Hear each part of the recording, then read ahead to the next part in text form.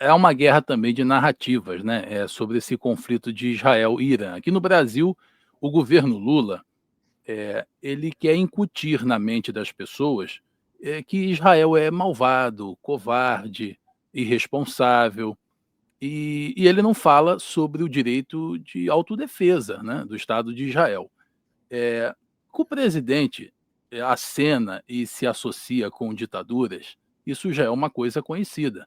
Mas, me parece muito perigoso, né, e acho que você vai concordar comigo, que ele se associar nesse momento a movimentos, a países, a exércitos que são vistos como terroristas. Isso, do ponto de vista diplomático, é um tiro de bazuca no pé, não?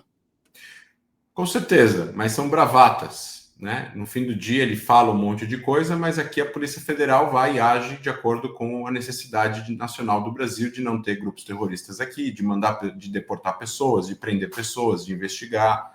O Exército Brasileiro tem os seus aliados, o Exército de Israel é um aliado do Exército Brasileiro, tem trocas, se eles se visitam, eles conversam, ou seja, aqui não existe, no Brasil, se você entrar num banco aqui e tentar fazer uma transferência para o Irã, você não consegue.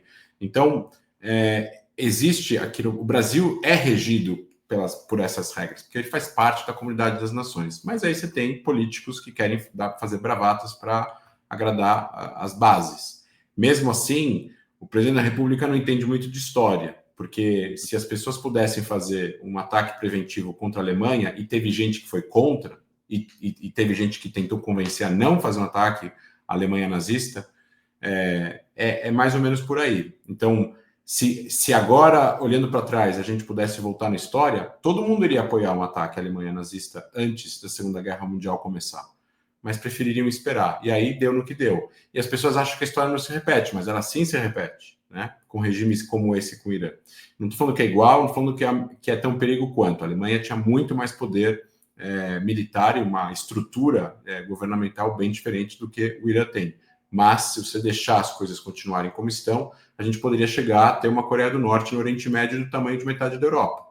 Então, isso é com o terceiro maior reserva de petróleo do planeta. Então, isso é um problema que, no fim do dia, não tem aqui o que é o melhor. Tem que ser o que dá para fazer, o que é possível fazer.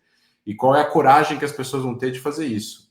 Então, o Brasil, neste caso especificamente entre Israel e Irã, é irrelevante, né? É irrelevante. Ele poderia, no passado, servir de mediador como um país neutro que mantém uma política equidistante em relação a conflitos no Oriente Médio, mas desde o começo da guerra contra o Hamas, o Brasil escolheu não ter um papel equidistante, ele decidiu ficar de outro lado, né? Condenar Israel, falar alguma outra coisa contra o Hamas, mas, em geral, não fazer nenhum tipo não ter nenhum tipo de equilíbrio, não ter nenhum tipo de neutralidade, até porque não seria nem moral ser neutro em relação a Israel ou Hamas, porque o Hamas é um grupo terrorista que matou civis. Teria que ser neutro em relação ao conflito palestino-israelense, em geral, né, dois estados, que é o que é amplamente aceito pela comunidade internacional. Então, às vezes, o Lula fala sobre isso, mas aí ele volta de novo a falar que é genocídio em Gaza e que estão matando apenas mulheres e crianças, e que como se o Hamas não existisse, como se não existisse reféns, e por aí vai.